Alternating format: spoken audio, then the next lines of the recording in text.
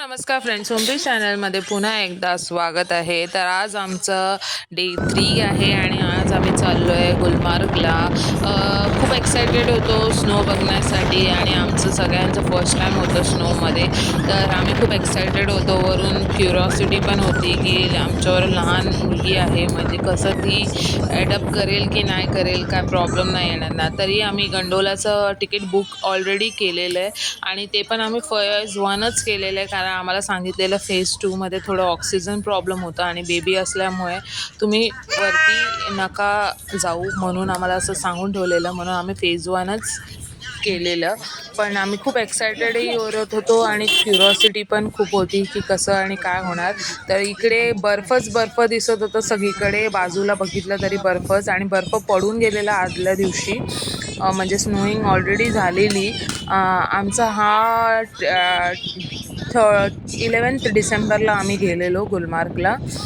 तर pre booking केलेली गंडोलाची. तर हे मस्ट आहे प्री बुकिंग, कारण का तिकडे एवढी गर्दी असते की लाईनीमध्ये 2 तास कसे निघून जातात ते आपल्याला कळत नाही. आम्ही फेज फर्स्टचा 3rd स्लॉट बुक केलेला, तो होता 1:30 to 3:30मध्ये. पण आम्ही लवकर आलेलो, तरी पण आम्ही लवकर येऊनसुद्धा काय फायदा नाही झाला, कारण 2 तास लाईनमध्ये गेले. तर आम्ही 1:30च्या स्लॉटमध्ये गेलो. तर आमचा फायनली नंबर आला. आम्ही खूप एक्सायटेड होतो गोंडोलामध्ये बसायला, कारण का आपलं हे आमचं फर्स्ट टाईम असल्यामुळे आम्ही खूप एक्सायटेड होतो. इथेही थंडी होती खूप. रश तर तुम्ही बघू शकता किती रश होती, किती लाईन होती, आणि सगळ्यांनी प्री बुकिंग केलेली.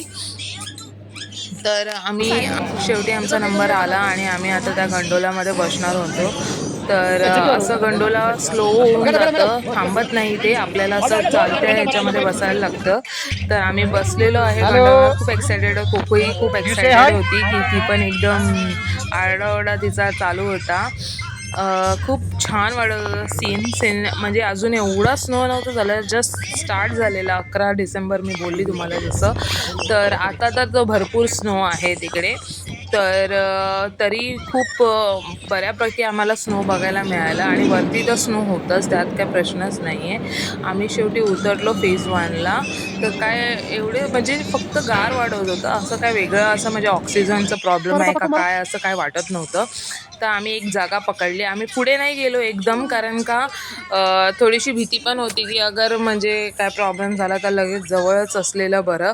तर आम्ही आलो आणि बसलो आणि स्नो जिथे होतं तिथे मोस्टली आम्ही हे राईड केली. ही राईड म्हणजे ती बारकीलाच करवली आम्ही, नाही आम्ही एन्जॉय केलं फक्त ती काय करत होती ते. तर ती खूप एकदम कम्फर्टेबल होती, तिला थंडी बिंडी एवढी काय वाटत नव्हती, म्हणजे कारण का सगळं जॅकेट वॅकेट वेअर केलं होतं म्हणून काय नाही. पण सीनरी बोलाल तर एकदम मस्त होती. खूपच एन्जॉय केलं, स्नोला टच केलं, स्नो कसा असतो ते बघितलं. एकदम बर्फासारखा असतो अगदी. आपण ते गोळ्यासाठी बर्फ काढतो तसा बर्फ हाताला लागत होता आणि असं वितळत होतं की हात एकदम सुन्न पडत होते.